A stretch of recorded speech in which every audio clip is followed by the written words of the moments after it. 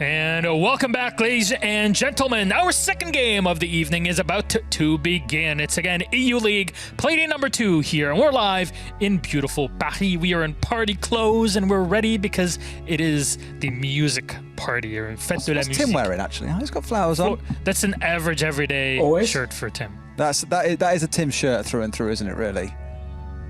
It's got dragonflies and butterflies on it as well. Told you, that's it. Just Tim. Tim, can you be any more adorable? Well, we're going to talk about your adorableness and some other things as we move on with our day and start with our rosters for this matchup between Cowana and Virtus.Pro. First up, it's Virtus.Pro, the team that unfortunately could not make it to Invitational. Middle of the pack, but they're going to have to do better. And it's easy to do better than last week, I want to say. Yeah, they got one round against G2 last week, who had the absolute run-of-the-mill with them on console. It looked a little bit lost, to be honest with you, in actually just attacking and getting into a building in the first place, being held up inside admin or just outside admin. They couldn't even get inside in quite a few instances. And it just felt like the drone work wasn't quite there. They didn't really have the togetherness that we've come to love and see from these boys at points in the previous season. It was a really rough day for them. Milan really only the shining light at 6-6, and outside of that, no one really getting any good numbers on the board. But like we saw in the previous game between Empire and Trainhard, I think you got to park that to one side and say, look, it's the first play day, give it a second and a third, and then start forming a fair judgment. It happens, right? And with players that are this experienced now, exactly, it should be something that we can expect from them. Though their opponents, it is Cowana. They got really close against Vitality in our first play day last week. And well, for a lot of people that watched them in Stage 1, they're expecting a lot out of them. Certainly are, and rightly so. It's a team with a lot of talent, and as you say, it was a good performance against Vitality. They were on top at points, but I think Vitality are going to be one of the top teams this stage. If I've got a sneaking suspicion of that, so I don't think we can criticise too heavily. Gorgona having a great game, 15-8, but also, of course, there's honourable mention there. Kendrew had another good one as well, 3 nade kills at least that I counted. Really fantastic use of his utility to support the team. So Cowana, I think, looking pretty good. It was a reasonable start. They're not going to be too shook over that loss. All right, so we're going to go over, because our lobby is pretty much ready, so we're going to take a look at the map for this series. Again, best of 1 series with overtime is the rules that we're working with now in competitive Siege, which is great. We're going to go Clubhouse for this one. Virtus.Pro ban out Consulate, which means Cowana get to decide their starting side on a Clubhouse, and they will go for defense first. Derry, what's your thoughts? Truthfully, didn't have time between desks to run and get my iPad, so I haven't got the full stats on this one. But what I was looking at yesterday, if I remember correctly, this was the go-to map for, I believe, Cowana. They're 3-0 on this, haven't lost on it yet. It's either that or it's Virtus.Pro. Whichever team it was, not going to lie, not remembering is a pain. But in this case, one of these teams is very experienced on this map. The other one barely touches it. So whichever one it was, Ace can probably tell me they're in a very comfortable driving spot today. Top tier analysis, by the way. The real factor to look at here is that either way, both of these teams should be super comfortable on Clubhouse. It's one of, if not the most played maps in any tournament that you're going to play in. It's along with Oregon. It's right up there. So neither of them should be turning up and getting surprised here. It really shouldn't matter. They've both got to come in and put up a good performance. The bigger question, really, is can Virtus.Pro shake off last week? They got absolutely run over by G2. They just weren't competitive in the game at all. I think we commented after the first 3 or 4 rounds, they had about 4 kills across the entire team. It was dire. And so that's got to be the focus for Virtus.Pro. And Clubhouse is a perfect map to do it on. There's no surprises here. All right, Ace, Des, thanks so very much for your breakdown. Ace, I cannot wait to have you here in the studio with us in the next few days. He's looking pretty good, I gotta say. That's a Tim constant. Not gonna lie. And also looks good. Ladies and gentlemen, it is time for our game Clubhouse. We're gonna head to Hanover for this one. Thank you again, boys. Let's toss it to our casters for our second match of the evening. It's Cowana versus Virtus.Pro, and it's Hap and M to take us through the party. Welcome to the other side of the party, because the whole studio is a party today. It's I've lost your maracas, unfortunately. You left them over there, as I have with my tiny trumpet. What are they called? Maracas. You call them shakers. Well, yes, we call them shakers. Yeah, I can see where you get the name from. It's kind of you shake them, right? It's not. Yeah. We Dutch like to name things efficiently. We name it after what it does. Yeah. We haven't got. It's a lei of flowers, isn't it? It's called a lei? Display? I think so. Could just call this a flower chain. Okay. Well, we'll go with the Again, Dutch. very... I believe it's Soleil, but we'll go with the Dutch. A flower chain. Why doesn't Milos have one? We're going to have to... I don't know. have to Honestly, lace on no him. clue. He just wanted to go a little bit less fancy than we did. No. We're wearing the hats. We're wearing the... One of the things... Okay, lays. so we're all dressed up because we're celebrating the start of the summer in France. We'll talk about these bands in a second when they all come through, but I'm just going to throw the story of Jess is here. Obviously, unfortunately, she can't work because she lost her voice, but she's doing so much work in the background of like tracking all the stats, and if there's some fantastic... She's waving very frantically whenever waving something frantically, goes wrong. and she's giving us great notes. We love Jess. Also, she has also put on one of these shirts. She did, actually. Even though she's not on cam all day. Maybe we can get her in for the end of day desk. Maybe. She's put on a Hawaiian shirt as well to join in the festivities. So shout out to Jess. I'm sure she'll post a photo later. I'm sure she will. Otherwise, we will. Easy and Maddox asked for shirts, but they're not wearing them as far as I know. There is shirts. There is There still is left. so many They're just shirts. slacking. And they're slacking. Okay, now we can talk. Oh, wait, we're still waiting. Yeah, they're still have slacking. another band. We can Jess still continue is talking. fighting alongside us with the shirts. Yeah, Those yeah. two are lacking. Okay. Hey, Bands. There bands it are is. done. Flores is gone. That's so interesting. That's very exciting. It's not the first one today. No, I know that. And but we weren't here earlier on the Desk of Truth to talk about it in terms of the cast. It's good to see because there was a really fascinating CCG article, and I don't know if you saw it, that was put together earlier about the drop-off rate of Ashe and who sort of stepped in and where people have gone, because she's gone down by, I think it was 66% in the opening week compared to her pick rate last time, based on the change of utility. But Flores, Zafir, and Iana were the three where people went to, and Flores, obviously being a new operator, was one of the ones like, okay. Can see it, Yeah. It's a very, very flexible operator. You can see, as you can see, you can take out utility, you can create rotations, you can even displace people. So those are the three main uses of the RCEs, and well, we won't see any of them during this game, as of course he has been banned out, and that will force VP now as a starting team in the attack to edit, to adapt, to bring different ways to still have some soft destruction, and that will be done by, of course, the Sophia and the Sledge mainly, and maybe even some extra breaching charges on Hibana, for example. I'm curious about Coana's sort of decision to remove Maestro over Goyo, who you sometimes see removed against Virtus.Pro as an operator for the team, but especially in Clubhouse, where there is a lot of places to stick those shields. We've talked about it before, and it's one of those things where you go, okay, are they going to sort of expand themselves into that role, or what was it that they wanted to remove from Maestro that they thought was the bigger threat in that situation, based on how Virtus.Pro play and how they adapt, and if they think Goyo is just an easy shutdown for them from the utility that they are offered. Alright, Black Eyes are being put into position just to make sure that the information game will be on point here for Cowana, as they want to make sure that they have whatever it takes to make sure that they can fight them back, because Kenny is playing right behind his bar. He is playing in a very high contest situation and wants to, well, preferably escape with his life and a kill, but as Milan gets the first one onto Grizzly, there's a little bit more pressure onto Kenny now.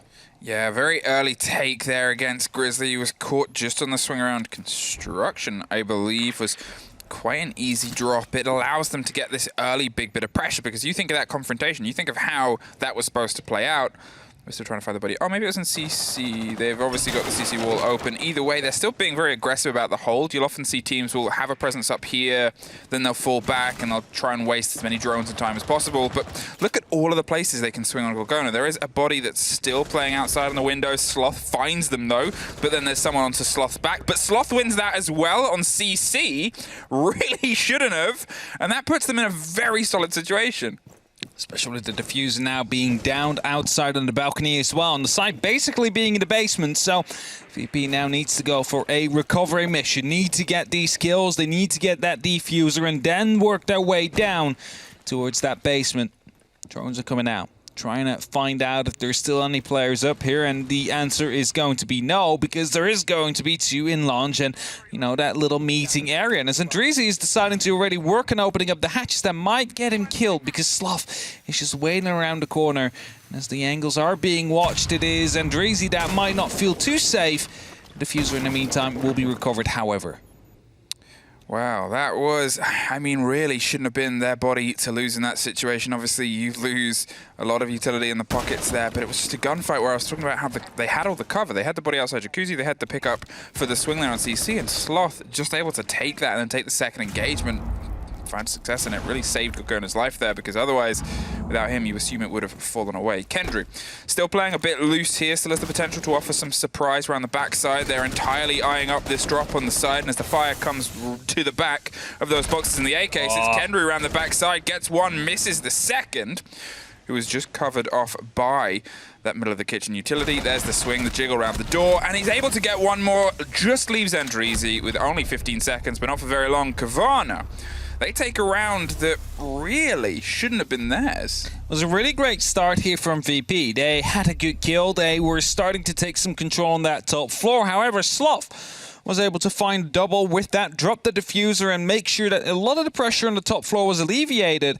And with that, not much time left. It was about 1 minute 30 for VP to recover that diffuser, work their way down towards the sides.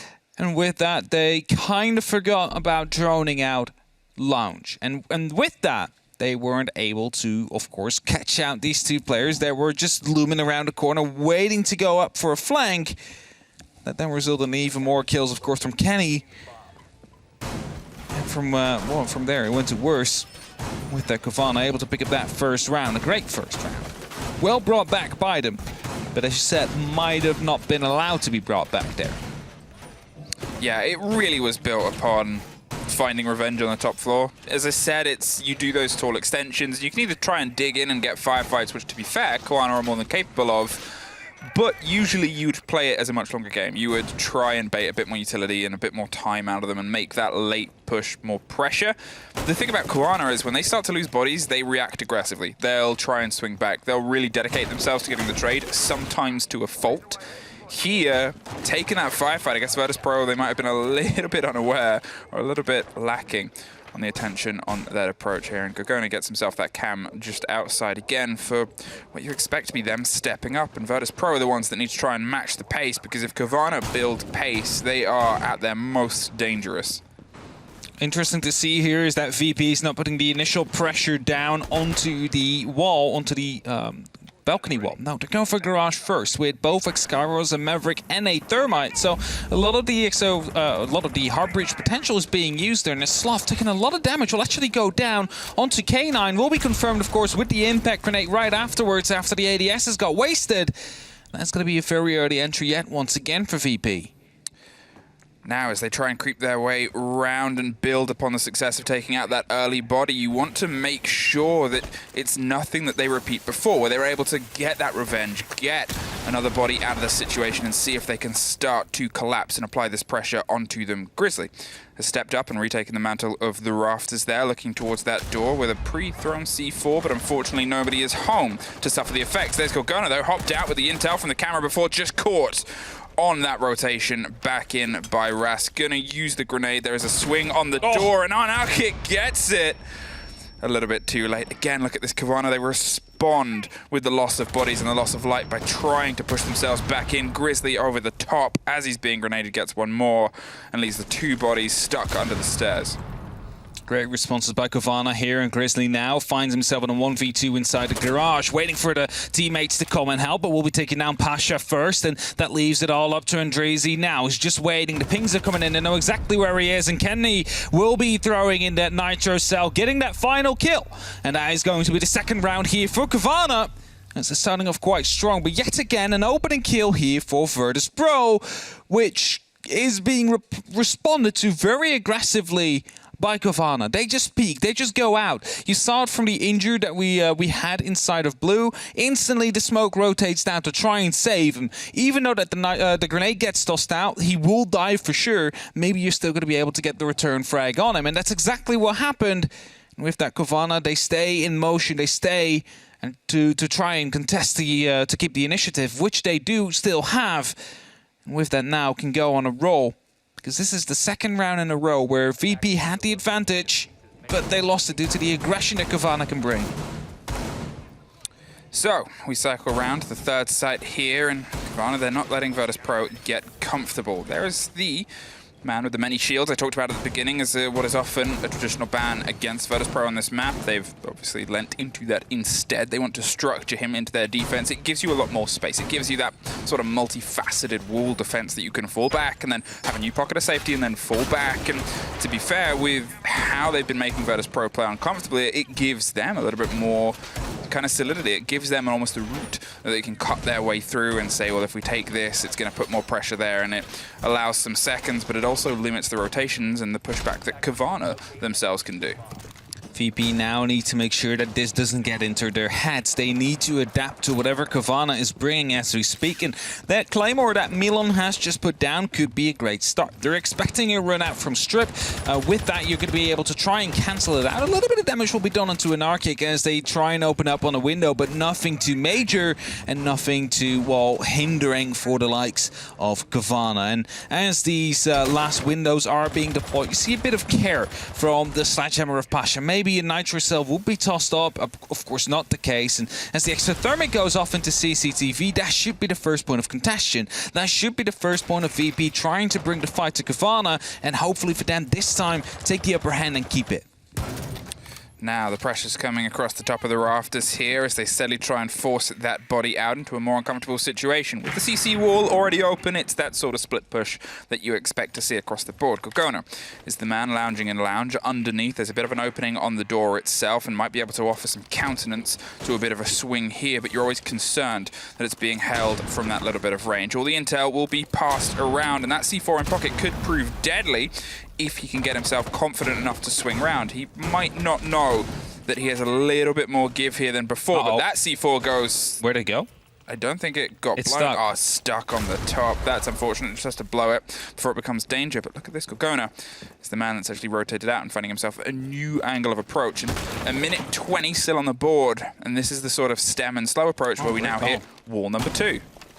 Yeah, wall number 2 indeed, and you saw the rotation quickly from the two buddies of Cowana falling back towards the second layer of the defense, which is of course going to be the mirror window in logistics, and with blowing up that shield will not be really able to be contested by the attack for another 15 seconds, and of course the way to counter that would be to use X-Kairos. Now, I'm not sure how many Andrizi has left. He should be still having plenty, as of course Gazeka was the one who used his exothermic charge to open up the wall. As you see, 14 left, so they now need to take care of that mirror window. With that, they gain opportunity to seize control of construction. If they don't do so, they will purely have to focus from the windows and from the jacuzzi balcony.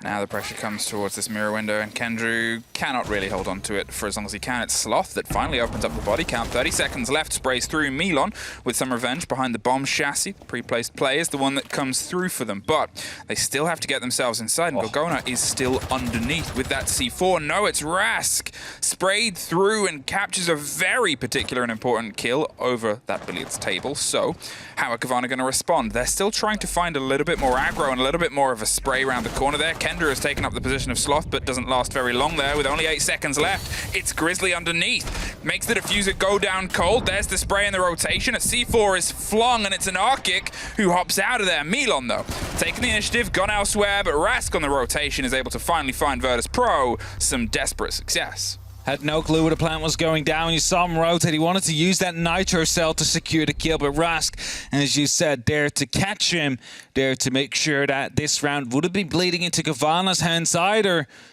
And now VP finally on the board here. Managed to pick up there first, and well, are going to be trying to put up a fight.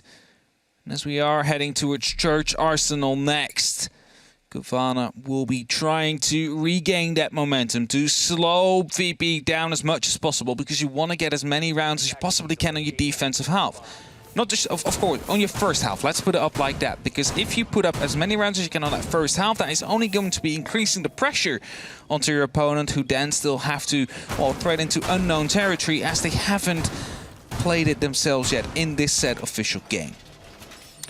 All right, as I said before, they went for this tall sort of hold and were successful in getting the revenge and the response from just fragging out. And it's whether Virtus.Pro have woken up a little bit more, whether they found themselves a bit more coordinated. First couple rounds, they can sometimes be a little bit shaky, but now they have some success under their belt. It was scrappy, but it's theirs, and it's still that scratch on the ever-important board in the top center of the screen. They've been able to make sure that they're at least angling towards that 4-2 split, which, to be fair, on club is pretty standard, if not nowadays you do sometimes see, based on the operator bans, a 3-3 go through instead. Definitely so, and of course Flores will be a big hit to the attack. It is not being replaced with an Ash either on the VP side. Instead, the Sledge and Milan on the Zofia will be the two pieces of soft breach that they will stay and work with for now. Maybe Cowana will choose a different approach for that. Maybe the Ash will actually be brought out by Cowana. Until then, we're still looking to see what VP has to offer, and that drone there will be given a little bit of information, trying to go for a pre-fire but won't quite be able to hit it. Cowana just staying put for now, just trying to waste as much time as possible onto that top floor whilst the site is actually in the basement. Now VP, if you realize this, there's currently 3 people off site. You can overwhelm them with ease.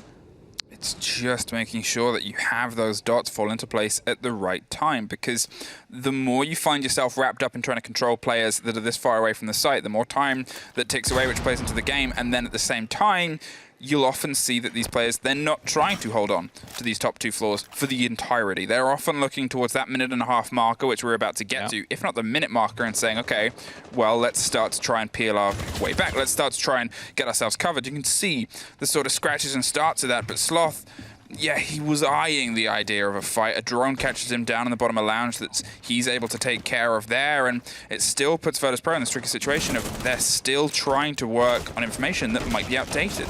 Still 2 people upstairs as Grizzly gets the first kill down onto Pasha now. We have Gorgona waiting in the corner. I believe it's Kenny as well. No, it's Grizzly actually onto the main stairs. Hopping down now. They have the entry kill. They can fall back. It's just Gorgona that will dig himself in very deeply here, hoping to pick up another kill, but he misses the opportunity. Gosheka will find a refrag, and that leaves us with 65 seconds left on that clock here for Cowana to try and hold on to the final push that VP wants to put on onto this side. If they fail to do so, it will be locked for the remainder of this matchup for Cowana. With that, VP would lose yet another round, but 50 seconds and nothing has been opened up yet. Finally, they can start their approach towards this kitchen hatch, which is going to be their point of entrance. Kendrew last time put off a pretty great rotation around the backside, but this time isn't obviously in the same situation. It seems like they're being quite cautious and instead going to get Moto open first, play away from the danger of the kitchen hatch, and able to actually strike the body on pipes. Grizzly goes down, caught in the mix of a rotation now as the pressure starts to come down from blue. Kendrew finds himself with that C4, unfortunately not to be used. A great adaptation here from Virtus.Pro, but they've got to see if they can try and make it count as they funnel and try and fuel their way down this main set of stairs. Kajeka's dancing a dangerous dance, 10 seconds. They're going to go for the big rotation onto the Moto side instead, but there's smoke on the door. It puts them in such a tricky situation. Sloth is on the back line. Rask can't quite find the way through. That's a diffuser not even just in sight. They couldn't stick it in time. You saw the opening into the wall towards the arsenal, and you're like, all right, they want to run through, they want to go for a plan, but the big mistake made there is the fact that the kitchen hatch has not been opened up yet. It allows Kenny to play in a very forward position, right on the bomb chassis, or right on the box behind the bomb chassis. Gets himself an elevated position. There's no way you're going to be able to enter that without winning that gunfight first. And with that, it was Cowana that had the perfect cover, the perfect idea on how to counter it. And it all comes down to those first 1.5 minutes that get basically washed away as VP try and take top floor control. They fail to do so. They lose a man, also gain one, however. But then by the time they reach that first floor and they're like, all right, we need to push now, there is no time anymore to open up every single hatch. There is no time to create many different possibilities and still rotate in between them, because in that case, you would like to have everything opened up already by the 1:30 mark. But the 1:30 mark instead, they're still trying to find out whether or not there's people left on that top floor. So, now we find ourselves still hurtling towards the potential of this 4-2, maybe even the 3-3. As I said, you're still expected to find yourself growing into your attacks on this half. If there was a different score at this point, you'd be asking more questions of Cowana, but I guess the questions that you're looking towards Virtus.Pro is, again, these little sort of misplayed moments, these little breaks in how everything's coming together. It was most obvious there, as you said, they were trying to shove the diffuser in the right positions, but they hadn't done a little bit of work before, and they were obviously cautious about not quite having all the work done. If you make that sort of adaptation where you've got 20 seconds left and you go, right, we can't do this, so we've got to try and do this, you have to just go for it sometimes. You have to try and throw yourself in and overwhelm with the body count on the door, expect some losses, or expect some damage from the smoke canister instead of being a bit more cautious. Try and just deep dive yourself through. You know there's going to be one on the church, you know there's going to be one in blue, but you know that if you don't do anything, you lose the round. Doubt kills you. Yeah. in this case. Hesitance is the biggest enemy VP had there, and Kenru this time will start it off with a great kill, and we'll also be getting an exothermic charge, I believe, from Karjeka, who thought it was safe to go up for it, but of course it was not. So now they need to change it around, and you see they're not even going to be bothered with opening up onto the main wall. They're just going to be completely rotating around. This might be a construction take, so they'll go for the jacuzzi first, they then go for bedroom and gym control, take logistics, go for construction, open up that wall, and proceed from there, because they lost their first exothermic by trying to be too quick, and that is just careless behavior right here that we're seeing from Virtus.Pro. See a little bit of frustration right now, as I said, those little missed moments, those little changes of links. You might have thought, okay, well, why that Cavalier? Obviously, Bandit was a sick pick, and you know, you sort of trust in the information. You expected to still see the mirror, so it's a big blow to utility. You have Maverick, you have Hibana, you have options, but you don't have time, and that's something where we're sort of seeing them stumble. Is there'll be a bit of a misplay at an important moment, and then they find themselves really limited in how to try and get the actual play executed at the right time.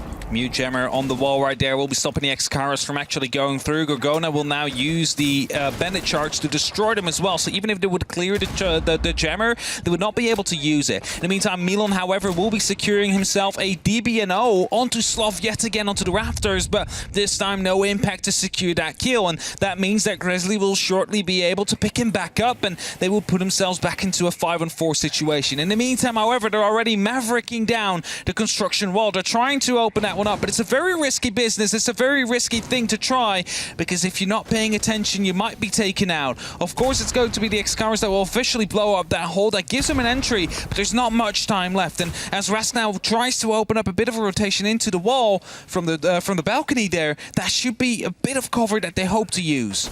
Yeah, he's just trying to get everything that would otherwise be needed. The C4 doesn't quite find its way through the hole, but Karjeka finds Grizzly. The run out, and it's every direction. But in the meantime, Andries is able to find one inside the site. Karjeka with a double stopped by an arc kick, and well, suddenly it's just Karjeka left on the opposite side. The two bodies, as I said, the real limiter here has been that time. He has the diffuser. He can try and stick it and play a long wait game. You assume they're going to have the intel. They're just going to pop their way up, so he goes for confrontation instead, but unfortunately it leads to nothing. Cowana, 4 rounds. You see how worried VP is actually on all these Valkyrie cams. You saw them by the time they entered construction. They were looking in the sky, looking at the ceiling, like, can we find a camera?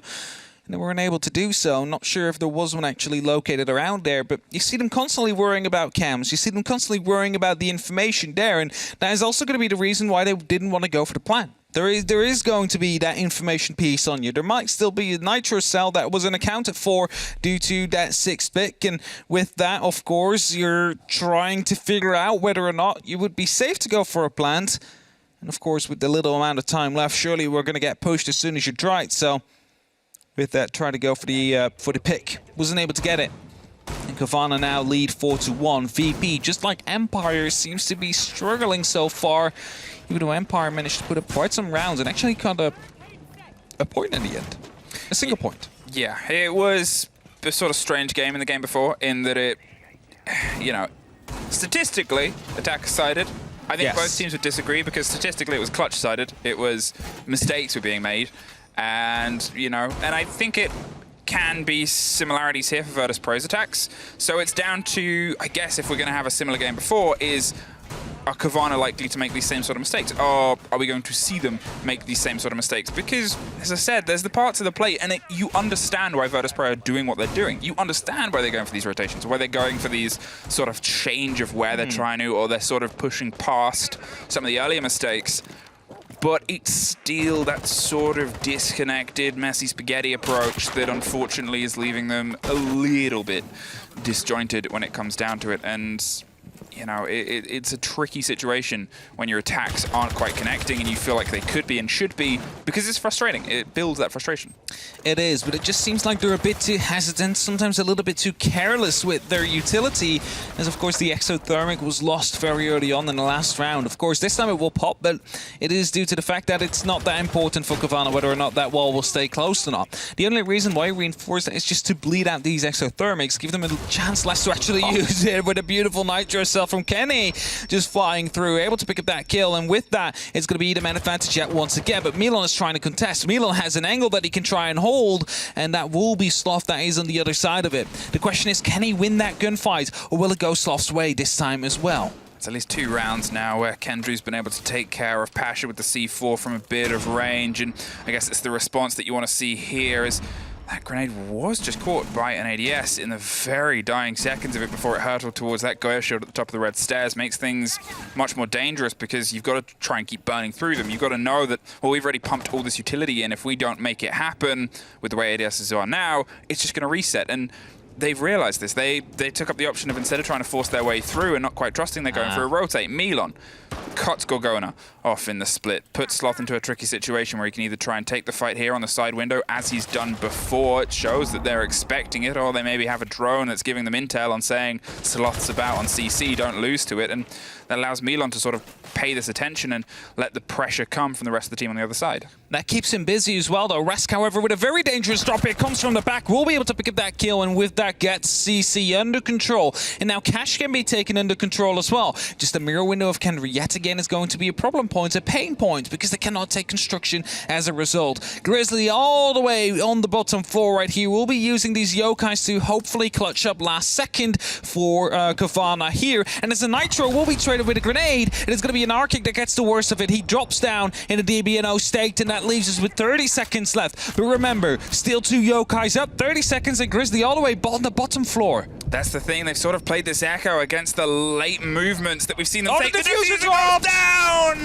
The diffuser with the loudest sound that you'd ever hear it make hits the dirt and the floor, and they're going to try and force their way back through. Kendry's gone down, there's still an echo on the board. There is not enough time for them to be able to reconvene and take this otherwise. It's a 2 versus 1, but Grizzly, he's 2 stories away, sitting in Moto, and they're all out of time. I was going to say, if it was the Zofia that was dropping down through that hatch, of course, had the opportunity to use the impact that might have still been left in pocket. That was, so I was like, uh-oh. But no, he was long gone. He was just watching him on the yokai. He's like, I got this, boys. I clutched this 1v2 and put there my CGG stats. I mean, could have been on any other map in the world. But unfortunately for Virtus.Pro, and it's the tricky situation. So I was about to say they're bringing it because the executes are coming quite late, and in the situation, the pickup there and the idea of saying, well, they weren't clearing down here before, so you can just sit down here with those drones and we'll gamble on them doing a late thing, paid off because the diffuser was dropped. If that hadn't have gone that way, they would have been able to dig their way into sight. Definitely. That 2 versus 1 situation, the worst kill at the worst possible time if you're Virtus.Pro. Of course, probably Cowana wouldn't have gone as aggressive as they did outside of the bathroom wall. You know, if the diffuser wasn't dropped, if they didn't know where everybody was, that must have been, what, a lot of confidence coming down from them. They definitely knew that if they were aggressive there, they were able to put up quite some pressure on. And as Kenny's C4 yet again shown, gets Pasha right off, and here you see it. Picking up the mirror, going aggressive right after, dropping that diffuser, probably the key point of the round. Together, of course, with Grizzly being all the way down into the basement. No one will be able to find him whatsoever. And leaves us at 1-5 now. VP onto the defense. Need to make sure that they make up for some rounds, because, as you said, a 4-2 split is not too uncommon. It's a 1-5. It's a bit worse then. That means that they need to equalize this or even do better with 5 or 6 rounds if they want to have opportunity of picking up at least 2 rounds, or at least 1 point, I have to say. I mean, it's the tricky situation right now for Virtus.Pro. Statistically, that's 2 rounds over 2 games so far. Obviously, we've seen a great comeback previously by a Russian team that otherwise had 0 rounds before they came into this Playday. So there's still something here for Virtus.Pro to build around. But if I'm honest, as we saw before, it's down to Cowana to make more mistakes than successes. They're in a good stead, a good position. They sort of know what they're coming up against. As I said before, they're the instant proof that Virtus.Pro are a team that loves to run Goyo because of the extensions it can offer, because of the utility that's there. This is technically Virtus.Pro with their plan A defense that we've known them want to bring for a long, long period of time, minus, you know, the Wamai that they obviously removed in that situation. They can be good with Maestro, but I wouldn't say they're synonymous with the use here. It's more expected. There's obviously the Gemini trying to find as much as possible here behind the back of blue. The spray comes through. and they know that they can try and dig that body out there. Now, interesting change here. Cowana will be using the Yana, of course. We were talking about how the floors might be caught up. Now, we saw the Sledge and the Zofia on the other side, not the Yana. And you're like, Hap, Yana is not a soft breacher. What are you talking about? But does carry the Gon 6, does carry 2 grenades, and does have the Gemini Replicator available, which can all be used to take out utility or go for intel gathering. And with that, of course, I understand why a Yana would be brought here by Sloth.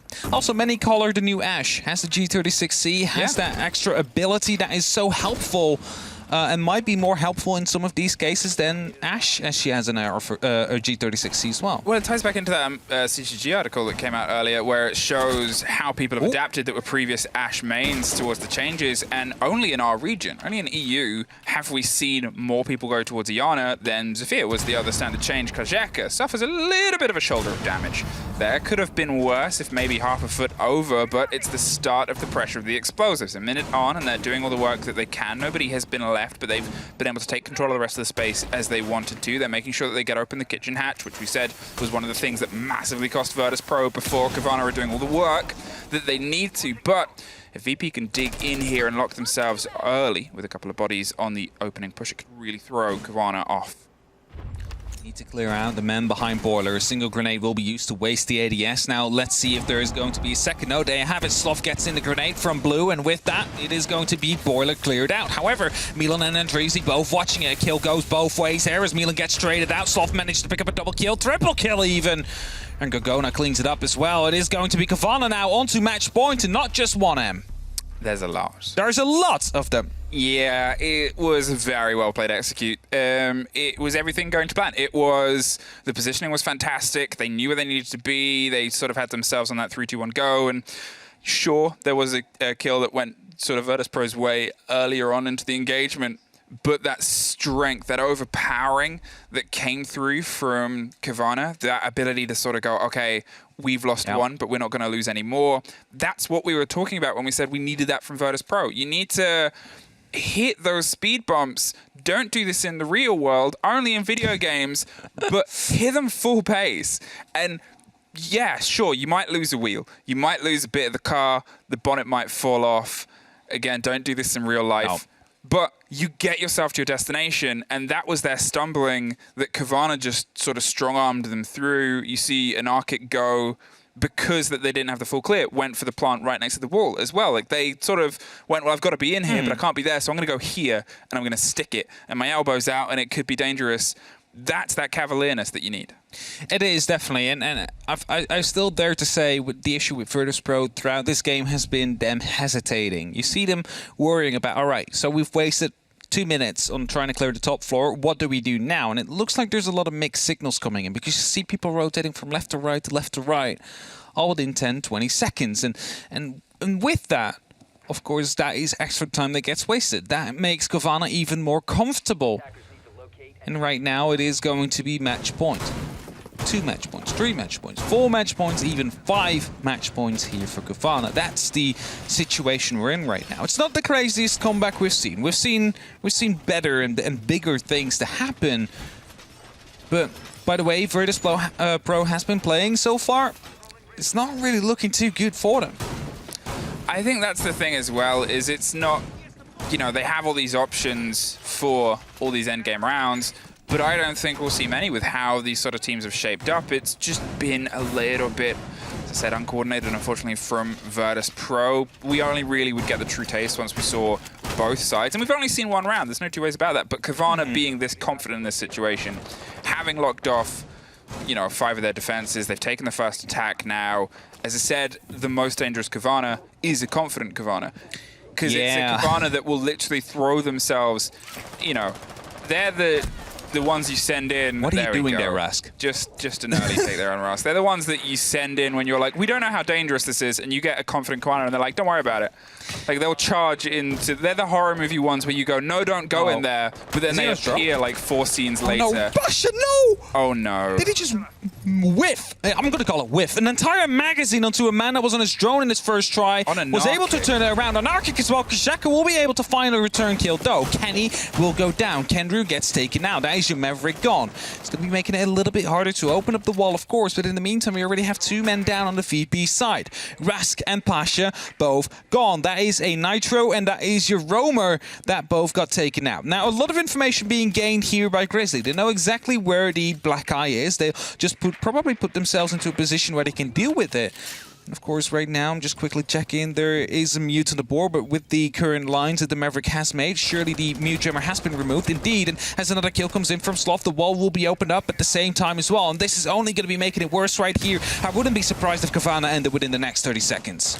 Well, Kajak is holding on as best they can as the walls start to fall, with Andreezy offering the cover on the top of red. Cowana still popping out, but with a minute 30 left, it's so much time for them to try and restructure and rebuild. There has been a bit of a rotation of Andreezy, though. He's dropped out the hatch and been able to take Sloth from behind. A fantastic play there as he went around. He didn't have the hatch, even he took red stairs. Kajak was the one close to the hatch. It is still a great bit because it pulls some attention away from what is otherwise being put forward from Cowana. It's 20 seconds that's gone. They still have loads of time, but now it's put them into a slightly better situation, and it's meant that Anarchic has to do this big wide rotate to restructure himself there. There's just trying to find that first body. 2 smokes left on Andreezy to try and clutch this with a bit of damage being done into Anarchic, but he will be starting to... Oh, he gets down by the actual smoke right here. Kasheka misses the opportunity to try and actually go for the kill, and with that, Grizzly's now in the site as well. They need to try and retake this one. They need to make sure that Grizzly goes down, but as he manages to hold off to the door, Kasheka will be shoulder peaked, loses his life there as well. It's only up to Andreezy now. No more smokes left. 30 seconds. The diffuser has been recovered. All that Cowana needs to do is just hold off this angle as Andreezy is trying to sneak in closer. Gets caught off with his gun down. Cowana gets the final kill, and with that, Cowana are going to be able to pick up the win here in a very convincing manner. A frustrating day for Virtus.Pro to add to the frustrations that they felt previously. 2 rounds, 2 games, 2 big VODs to go back and watch and see if they can piece stuff together, because it was mistakes on their attacks. There's no sort of 2 ways about it. We know that they're a team that's come into this with a change. They're a team that can be massively capable, but against a team that can smell weakness like sharks that see blood, it was just easy for Cowana at this stage to sort of just pull that apart. And you said it more often, like, it is very often that VP gets in a bit of a slump and then they rocket out of that one, but we haven't really seen that last stage, and it looks like they're even deeper into the slump right now. But I'm sure there's going to be a couple of people that can talk about that, so let's toss it over to the analyst desk. Thanks so much, my lovelies. And Hopper back on the analyst desk.